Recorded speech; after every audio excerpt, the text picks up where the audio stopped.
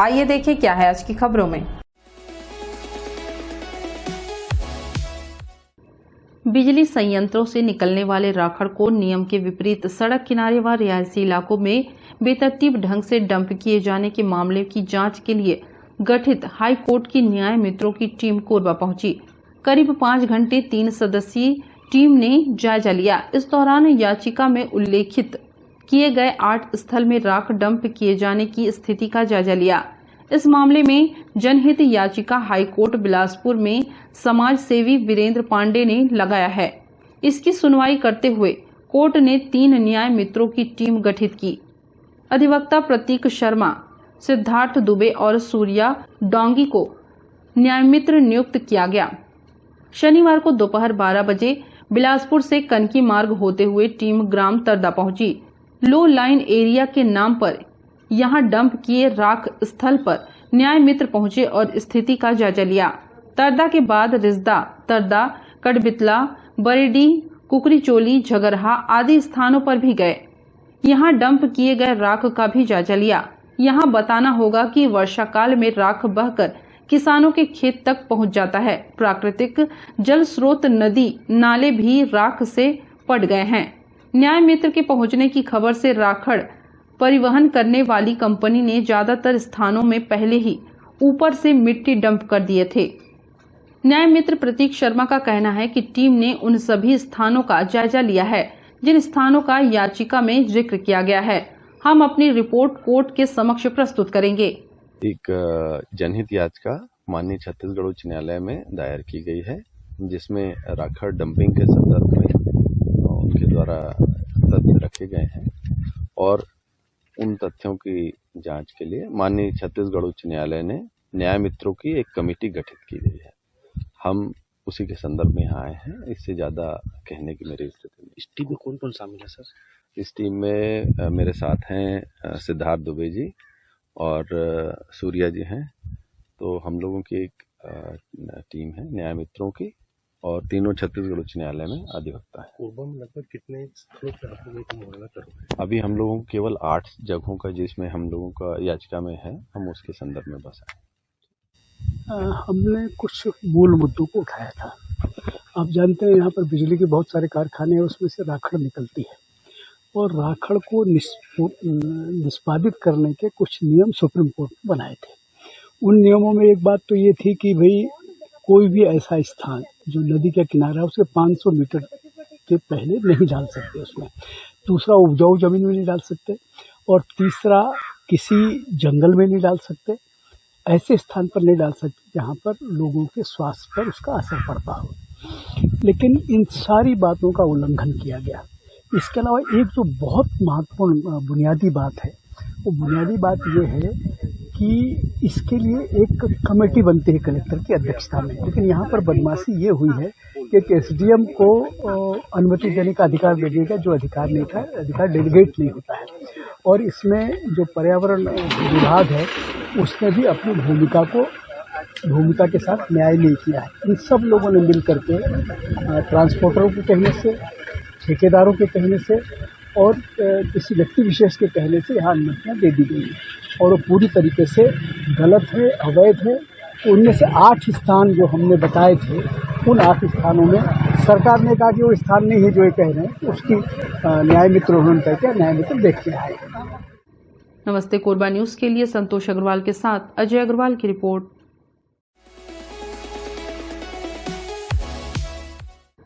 लाख कोशिशों के बाद भी कोरबा में रेत का अवैध कारोबार थमने का नाम नहीं ले रहा है।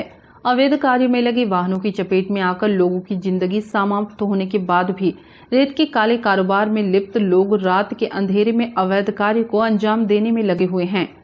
सीतामढ़ी में तेज रफ्तार ट्रैक्टर की चपेट में आने से दादा पोते की मौत का मामला अभी शांत भी नहीं हुआ था कि फिर से रेत माफिया सक्रिय हो गए हैं और अपने काले कारनामों को अंजाम देने में लगे हुए हैं।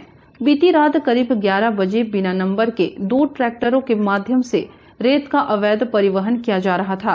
सीतामढ़ी चौक पर लोगों की नजर जब ट्रैक्टर पर पड़ी तब उन्होंने उसे रुकवा लिया और हंगामा करने लगे। लोगों की मांग थी कि जब तक पुलिस मौके पर नहीं पहुंचती तब तक वाहनों को छोड़ा नहीं जाएगा।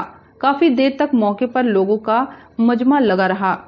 कोतवाली पुलिस की टीम मौके पर पहुंची तब लोगों ने दोनों ट्रैक्टर पुलिस के हवाले कर दिया। पिछले दिनों हुए हादसे के बाद लोगों ने मार्ग पर रेत के अवैध कारोबार पर लगाम लगाने की मांग की थी, जिस पर प्रशासन ने हामी भी भरी थी। बावजूद इसके फिर से वही काम होना कहीं न कहीं पुलिस प्रशासन को सवालों के घेरे में खड़ा कर रहा है। अभी यातायात विभाग के द्वारा लापरवाही यहाँ सामने नजर आ रही है। 2 ट्रैक्टर बिना नंबर प्लेट के रात को 11 बजे सीतामढ़ी चौक से पार हो रहा है, वो भी रेत से भरा हुआ। ये जिसके द्वारा भी किया जा रहा है, ये खुलेआम हो रहा है। मतलब पुलिस प्रशासन भी इनके साथ मिली हुई है, अलग से नजर आ रहा है। यदि आज कोई छोटे बाइक में भी 3 सवारी बैठती है तो उसको पुलिस तुरंत पकड़ के उनको अंदर कर सकती है, लेकिन यहाँ पर इतने बड़े बड़े ट्रैक्टर रोड से पार होते हैं। क्या इनको दिखता नहीं है? क्या पुलिस प्रशासन कहाँ है? ये प्रशासन क्या कर रही है? क्या इनकी आंखें बंद है? क्या इनकी अभी पब्लिक के द्वारा क्या किया गया है? अभी पब्लिक के द्वारा सीतामढ़ी चौक के जितने भी निवासी हैं, निवासियों के द्वारा उनके पूरे गाड़ियों की जब्ती की गई है और उनको पूरा जब तक हमारे टीआई साहब जब तक नहीं आए तब तक उनकी गाड़ी को छोड़ा नहीं गया है। अभी पुलिस प्रशासन के द्वारा दोनों ट्रैक्टर को थाने में ले जाया गया है। देखते हैं आगे उनके ऊपर कार्रवाई होती है कि उनके मालिकों को वापस उनकी गाड़ी दे दी जाती है। चलो आज मुझे पता चला, मैंने महोदय को फोन लगाया टीआई साहब को। टीआई साहब बोला मैं उचित कार्रवाई करेंगे। और इनकी हौसला देखो, ये लोग मेन रोड से गाड़ी बाकायदा नहीं कर रहे हैं। और इनके जितने पूरे संगठन है, अगर हम लोग 1-2 लोग रहते तो हम पर हावी हो जाते लोग। अगर हमारे पूरे पड़ोसी, अगर हमारे मित्र लोग अभी साथ नहीं रहते तो लोग हमारे पर हावी हो जाते हैं। मार पीट के गाड़ी चढ़ा के धक्का उक्का मार के कैसे भी करके निकल जाती, या कोई और मर जाता, कोई दिक्कत नहीं। इनका हौसला इतना बुलंद है। आश्वासन मैडम कलेक्टर में एसडीएम मैडम की तरफ से, सीएसपी साहब की तरफ से, टीआई साहब की तरफ से, तहसीलदार देवांगन जी की तरफ से और सबके माध्यम से लिख के दिया गया था कि आइंदा के बाद से ऐसा रेल वाला कुछ प्रक्रिया नहीं होगा। और उसके बाद देखिए भैया साक्षी है ना, हम लोग झूठ बोलते देख लीजिए, मेरी साक्षी देख लीजिए। आपके साथ रेल चल रहा है, ये सब मिली भगत है बड़े भैया, सब मिली भगत है। आप तो पिया नाम का कोई सिंधी तिवारी बाजार का, एक घनश्याम पटेल नाम का कोई लड़का है, इन लोग सीतामढ़ी का। ऐसे हम चाह रहे हैं कि अगर इन लोगों के ऊपर उचित कार्रवाई, आज जमानती धारा होना चाहिए इन लोगों के ऊपर, तभी तो कुछ हम लोग छोड़ेंगे, नहीं तो छोड़ेंगे नहीं इनको। इनके ऊपर होना चाहिए, गाड़ी तो भैया पड़ी रहेगी, कोई दिक्कत नहीं, हमारी इनके ऊपर होना चाहिए, तब तो इनको हौसला थोड़ा कमजोर होगा ना। इनको हौसला पड़ रहेगा, तुरंत जाएंगे, फिर पैसा देके फिर निकल जाएंगे हम लोग, क्या बनता है। अगर कल के डेट में अगर आज कार्रवाई नहीं हुआ तो कल मैं उसको पूरा ना जो फैमिली वाले क्रियाक्रम बाद में करूंगा, पहले उनको पूरा व्यापारियों संगठन से भी मिलवाऊंगा और पैदल घुमाऊंगा, कल से पूरी सीतामढ़ी की जनता को लेके जाऊंगा कल, अगर अभी ये पूरा प्रोग्राम नहीं हुआ क्लियर तो। 10:30-11 बजे पूरा सीतामढ़ी क्षेत्रवासी मन 2 ट्रैक्टर लावे दूर से जो बालू चोरी करत तेला पकड़ी है, प्रशासन ला सूचना दिन है और प्रशासन फिर ओला थाना में जब्ती बनाई। अभी का है कहीं ना कहीं प्रशासन के मिली भगत है भैया। अभी तत्काल के घटनाएं 2 जन की मृत्यु हो है, और बाद भी अगर रात के अवैध रूप से बालू चोरी होते तो कहीं ना कहीं प्रशासन अतका निष्क्रिय हो गए कि इतना बड़ घटना होने के बाद भी कोई सबक नहीं है प्रशासन। अगर प्रशासन चाहते कि बालू बहुत ज़्यादा आवश्यक है शहर में तो भाई रियल्टी खोल दे, चोरी काहे कराते। कहीं ना कहीं प्रशासन ला एक लिए मोटा रकम मिलते, ओकरे रियल्टी नहीं खोलते, चोरी में बालू भिजवाते। और यह जल्दी रुके, या तो रियल्टी खुले या तो चोरी बंद हो, दोनों में से एक काम मन करे, नहीं तो बृहद रूप से आंदोलन हुई, जेकर पूरा जिम्मेदारी प्रशासन की। नमस्ते कोरबा न्यूज के लिए अजय अग्रवाल के साथ रामकुमार यादव की रिपोर्ट।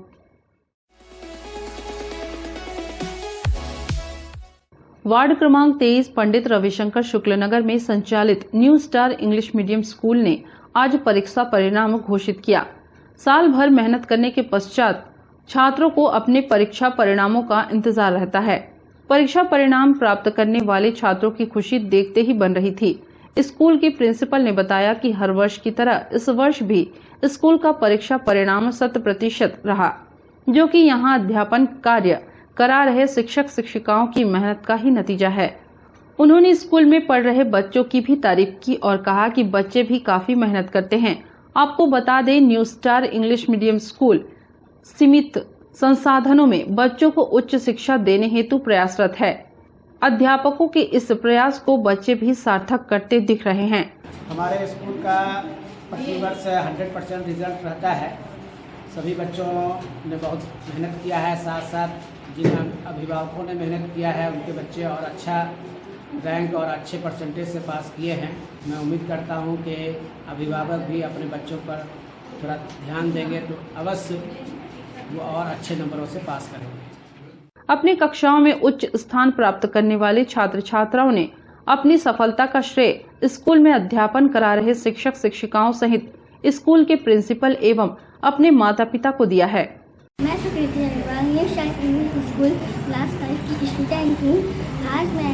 आज हमारा रिजल्ट निकला है और आज मैंने अपनी क्लास में टॉप किया है।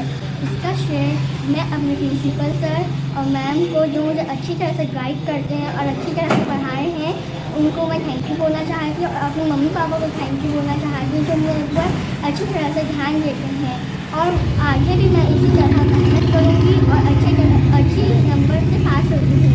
मैं Mayuresh Agrawal new star English school class 2 का स्टूडेंट हूँ। आज हमारा रिजल्ट निकला है और मैंने क्लास में टॉप किया है। इसी के लिए मैं अपने टीचर, प्रिंसिपल सर और मम्मी पापा को थैंक यू बोलना चाहता हूँ और आगे ऐसे ही मेहनत करते रहूँगा। Thank you. My name is Himanshu मेरी खान। बहुत अच्छा है, मैं क्लास में 3rd आया हूँ। मैं और मेहनत करूँगा बाद में। सारे टीचर्स को thank you to the principal. नमस्ते कोरबा न्यूज के लिए अजय अग्रवाल के साथ ममता साहू की रिपोर्ट।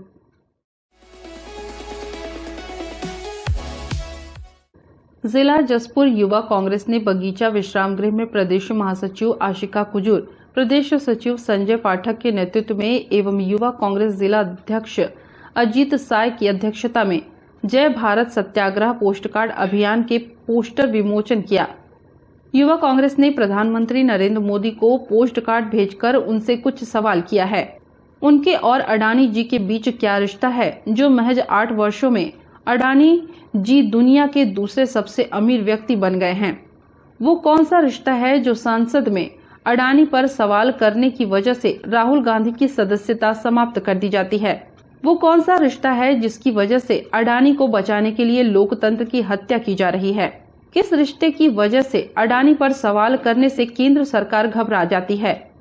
कांग्रेस ने केंद्र सरकार पर लोकतंत्र की हत्या करने का आरोप लगाते हुए पूरे देश में इसका विरोध प्रदर्शन किया है।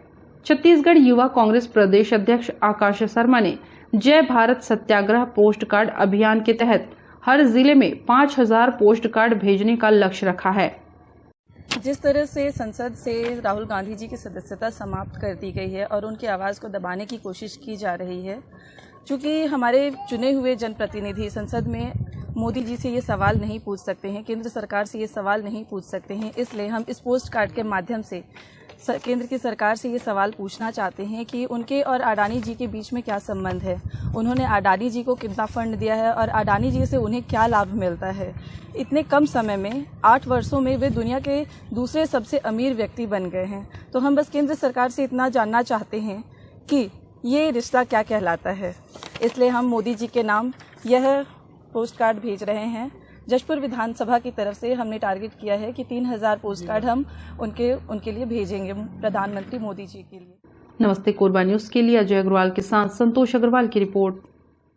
बुलेटिन में अब वक्त है एक छोटे से ब्रेक का, मिलते हैं ब्रेक के बाद। हमें जानकारी मिली है कि कुछ लोग नमस्ते कोरबा समाचार में खबर चलाने के नाम से पैसों की उगाही कर रहे हैं। आप सभी से अनुरोध है कि खबर चलाने के नाम से अगर कोई आपसे पैसों की मांग करता है तो आप अपने संबंधित थाना क्षेत्र में उस व्यक्ति की शिकायत करें। इसके साथ ही आप हमसे नीचे दिए गए नंबरों पर संपर्क करें। हम निष्पक्ष पत्रकारिता करते हैं। हम अपने कार्य को व्यवसाय की श्रेणी में नहीं रखते। संपर्क करें 7000314479 9827107490।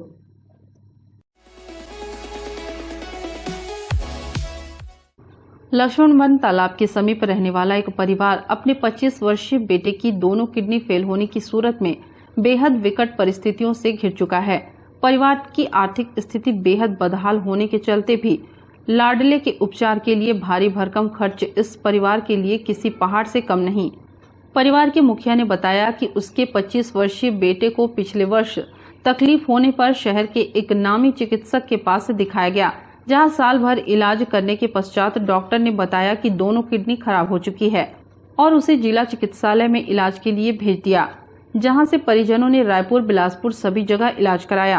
अब परिवार की आर्थिक स्थिति इतनी खराब हो चुकी है कि युवक का इलाज करा पाना संभव नहीं दिख रहा है।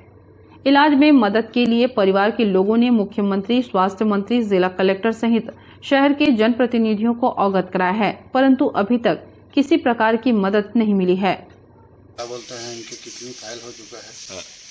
एक किडनी की दोनों किडनी फाइल हो चुका है।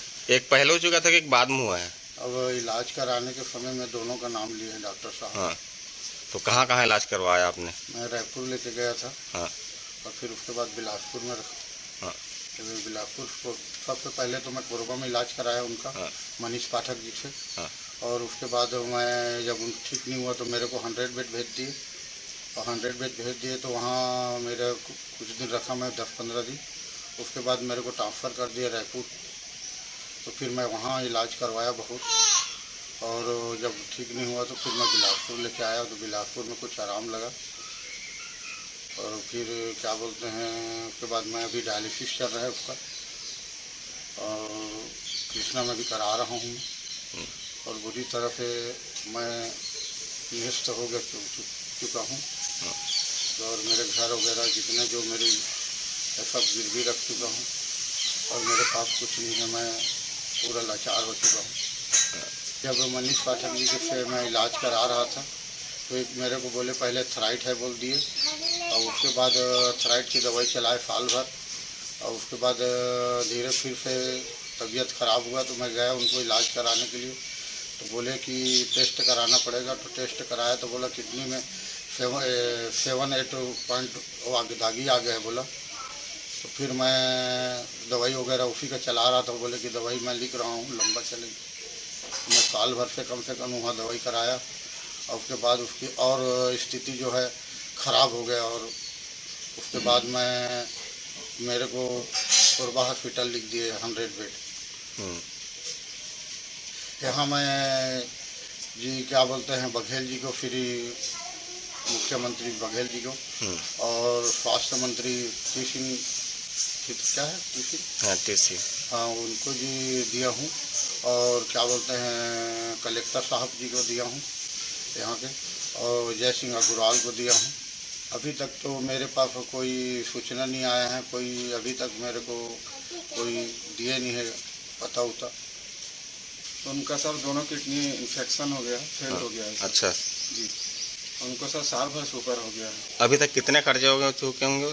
और सर 5 लाख रुपए लग गया सर अभी तक। 5 लाख रुपया।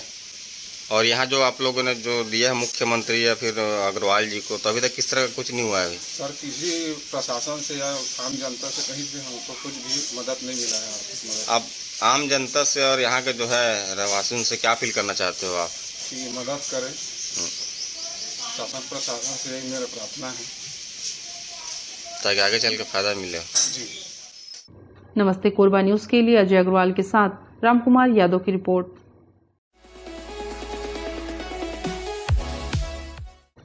कोरबा के पंप हाउस में पिछले 40 वर्षों से सेवई बनाने की फैक्ट्री चल रही है, जिसमें बनी सेवइयां मुस्लिम समुदाय के लोग ईद और बकरीद में बड़ी संख्या में खरीदने पहुंचते हैं। फैक्ट्री के संचालक ने बताया कि उनकी फैक्ट्री में शुद्ध देशी घी से विभिन्न प्रकार की सेवई बनाई जाती है, जो कि कोरबा सहित छत्तीसगढ़ के अन्य जिलों में बड़े पैमाने पर बेची जाती है। उन्होंने बताया कि देश के कई हिस्सों में भी उनके दुकान में रमजान के महीने पर सेवई का ऑर्डर आता है। फैक्ट्री संचालक ने बताया कि वर्तमान में 5 कर्मचारी कार्यरत हैं और उनकी फैक्ट्री साल भर शुद्ध देसी घी की सेवइयों का उत्पादन करती है। हमारी ये जो factory pump house Korba Chhattisgarh में है, जो कि विगत पिछले 40 वर्षों से यहाँ पर चालू है, और यहाँ पर ईद और बकरीद के मौके पर मुगलाई, हैदराबादी, जहानाबादी लच्छा, सूद पेनी, तंदूरी, बनारसी लच्छा शुद्ध देसी घी से बनाया जाता है। लखनवी सेवइयाँ हैं, फेनी रेडी टू ईट फूड है, किमानी सेवइयाँ हाथ व मशीन से ईजाद किया जाता है। यहाँ पर देखिए अब वर्तमान में तो 5 लोग कार्यरत हैं। सीजन में ज़्यादा चलता है, बाकी साल के 12 महीना हम लोग इसका काम करते हैं सूद फेनी का। कि प्राय कोरबा से तो एक बहुत मुस्लिम समुदाय का एक बड़ा तबका हमारे यहाँ से सेवई ले जाता है ना, बाकी दीगर कौम के लोग भी ले जाते हैं। बाहर भी जाता है क्या?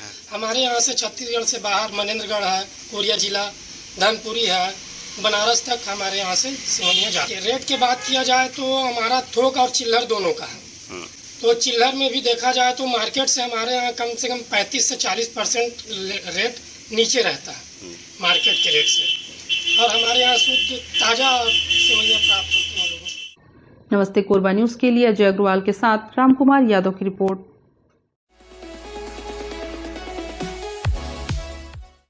20 अप्रैल को अंबिकापुर में होने वाली यादव समाज के स्वाभिमान रैली के संबंध में आरा मशीन के सामुदायिक भवन में यादव समाज की बैठक आयोजित हुई, जिसमें समाज के पदाधिकारियों द्वारा बड़ी संख्या में अंबिकापुर में होने वाली रैली में शामिल होने का आह्वान किया गया। समाज के पदाधिकारी ने बताया कि निहारिका क्षेत्र के आसपास रहने वाले यादवों को संगठित करने का प्रयास करना ही इस बैठक का मुख्य उद्देश्य है, जिससे कि अंबिकापुर में होने वाली रैली में ज्यादा से ज्यादा लोग कोरबा से शामिल हो सके। आज हमारे इस आरा मशीन के सामुदायिक भवन में सभी यादव समाज के सभी युवा बंधु उपस्थित हुए हैं। इस बैठक का मुख्य उद्देश्य अभी जो 20 तारीख को अंबिकापुर में यादव समाज की स्वाभिमान रैली होने वाली है, जिसमें 6 सूत्री मांग रखी जाएगी। इसके लिए यह विशेष बैठक आयोजित की गई है और यहाँ पर आरा मशीन के आसपास आपका सीसीबी, पोड़ी बहार, निहारका, आसपास के जितने भी क्षेत्र हैं, इसमें यादवों को संगठित करना इस बैठक का मुख्य उद्देश्य था। नमस्ते कोरबा न्यूज के लिए संतोष अग्रवाल के साथ आलोक यादव की रिपोर्ट। न्यूज के इस बुलेटिन में बस इतना ही। न्यूज अपडेट के लिए जुड़े रहें हमारे YouTube channel, Facebook, Telegram, Instagram, Twitter को सब्सक्राइब, लाइक, कमेंट करना ना भूलें। नमस्कार।